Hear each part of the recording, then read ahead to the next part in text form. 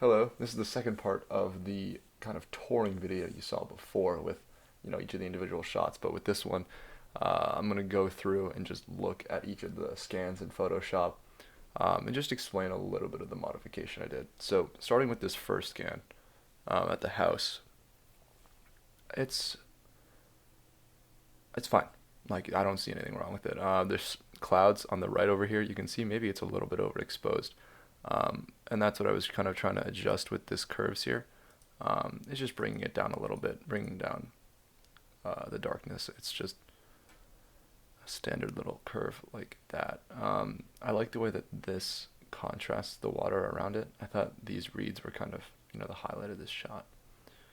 And then obviously these little artifacts are just, I think, scan things. The guy I had do it, my friend, probably had dust on his scanner or dust on the film when he was getting processed. But, that is what it is. So here we go to the mailbox. Um, Also, very solid shot. I think we can pull up. Let's see. So I just darkened the image again. I criminally overexposed all these. Let's be clear. The camera, it is an old camera. The timing's a bit slow. And I remember being told that you should always try to overexpose instead of underexpose film because you can kind of pull it back even up to like maybe one, two, three stops. So all these are going to be overexposed, and I just did really simple curves trying to pull down the exposure in a way I thought was interesting. So here, you don't have much in the snow, especially down here in the bottom left, and that curve kind of seeks to just bring out some of that like texture. And I think what's fairly interesting is the mailbox itself, because I thought this kind of contrast here and the sharpness of the image was really nice. Um, yeah, I mean, it's pretty simple. 570. This one a car passed, so you kind of get this cool artifact along the screen. I don't really know how I feel about it. Once again, very overexposed, so you like lose detail here. This light's a bit glaring. You can't really tell what this is. Darken it down, maybe a little deeper curve than the other ones. I think you do lose some detail in the tree here. Um, Maybe I'll go back and see if I can pull some of that back out later, but for now this is what it is. I'm having trouble trying to find my style in this film because, I want to preserve this detail, but at the same time, is it crucial to the shot? So I'll have to think about that later. But 572 is my old elementary school. Also very interesting. I had to rotate some of these because, the viewfinder's not great. Maybe this little hair artifact, but, you know, brightness here, this little dark panel. I think focus is mainly hitting this corner here. This is where the image is like kind of sharpest, and back here kind of just gets fuzzy a little bit, which, it is what it is. Yeah, also a pretty cool shot. The snow, especially the way it kind of fades from the light to the dark. It's interesting. This shot I wasn't very happy with. I thought that the kind of gradient would fall across this more nicely. I handled the curves two different ways for one. The sky I thought was a little too bright. Let's just undo both of those.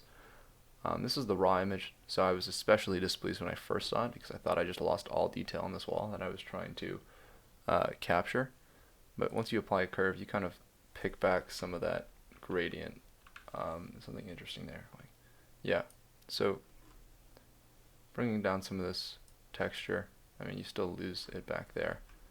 Very sharp. Like this, as I was saying, this is the first rolls I've put through this camera, and it's the first time I've shot black and white, and I am quite pleased overall. And then, as I said before, the sky just feels too light for a nighttime shot, so I've just brought it down, kind of trying to bring more attention to the stark contrast between the building and the sky here. Moving on.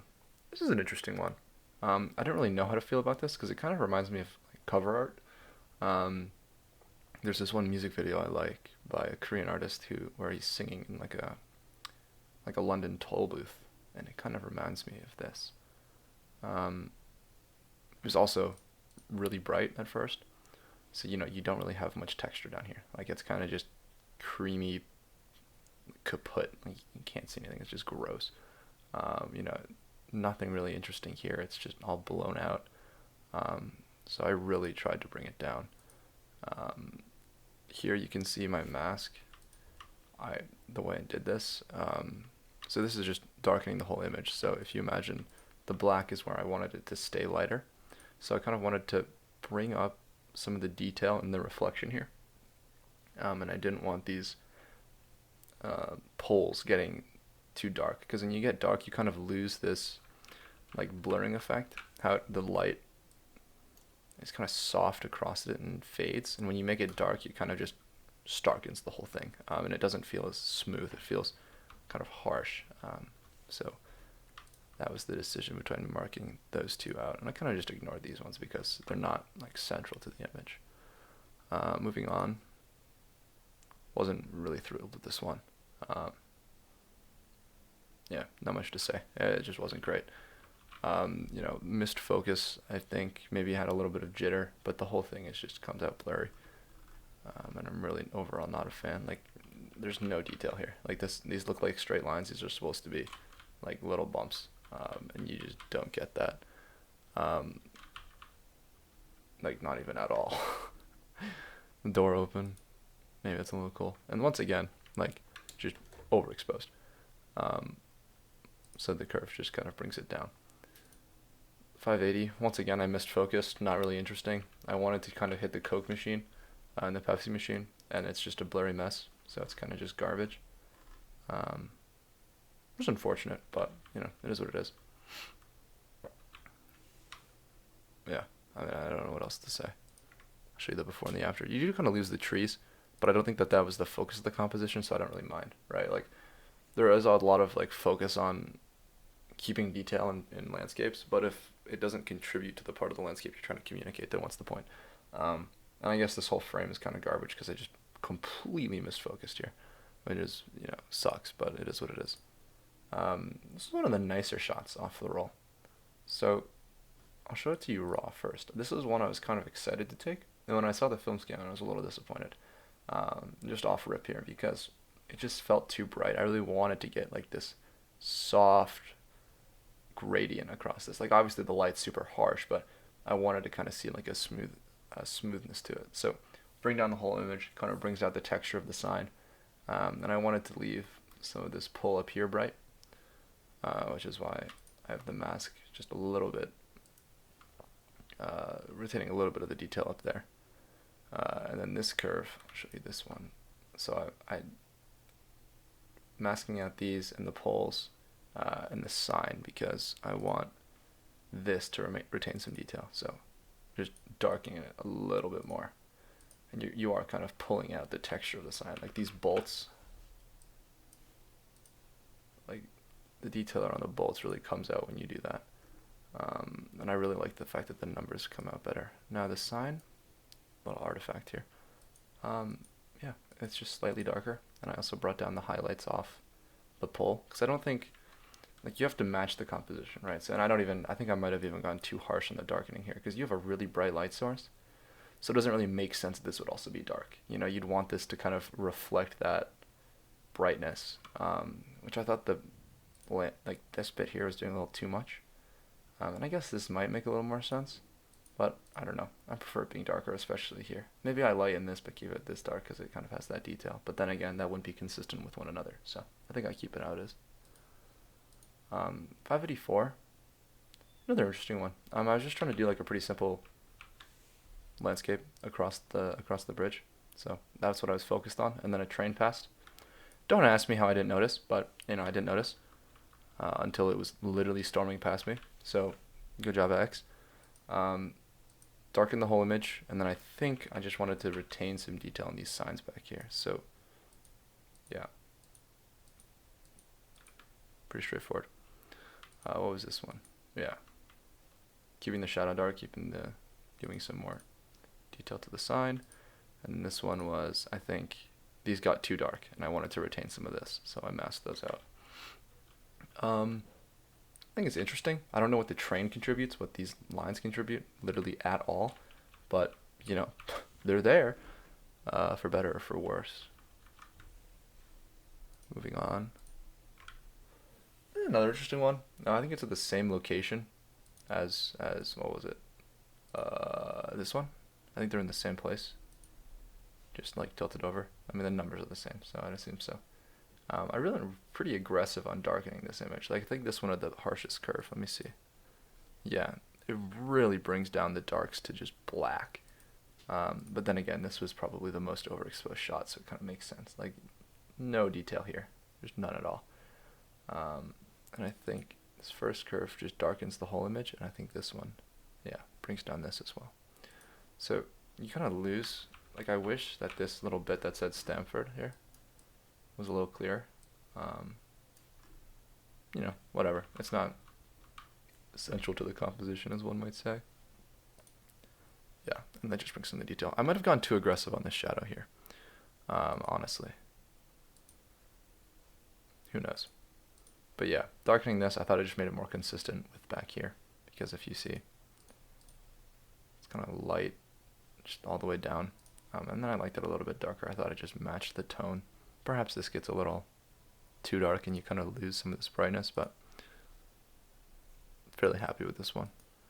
And then this 88. So 88 was an interesting one because I had the digital camera on me, which I was using to meter.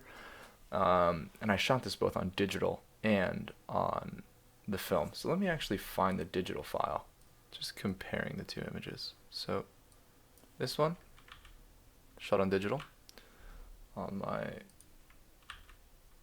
Panasonic G85, and this one is shot on film. So the framing on this one I think is worse. It's just objectively worse. You don't get all of this info, right? And you don't get the top of the light even. But this one's just so much darker that I prefer it. I don't know why, but I just do. So this just feels so bright. And this kind of carries that darker tone. Like, I guess the detail isn't as good, but I think it is sharper. Like, look at this. Let's focus on this patch, right? I mean, the snow, right? Like, you can just see this is a lot fuzzier. You lose a lot there. And it could just be me missing focus. But there's just so much detail in spite of it being dark. Like, even here in the shadow, like, you retain this white line across the whole bit.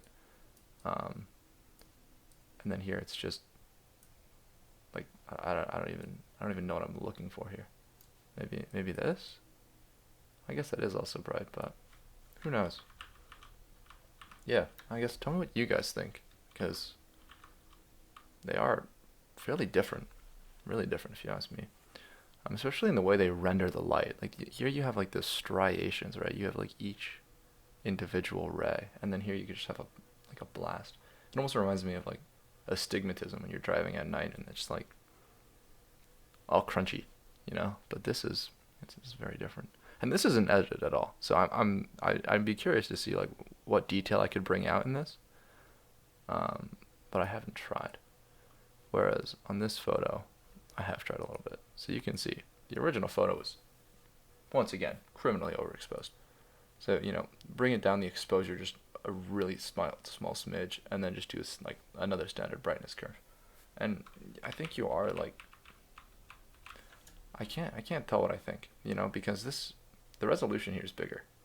But resolution doesn't really mean much if your sharpness is off. So let's zoom in on these signs, right? You know, albeit the frame here is different. This was shot, I think, at 200 ISO on this, and this is 400 ISO film.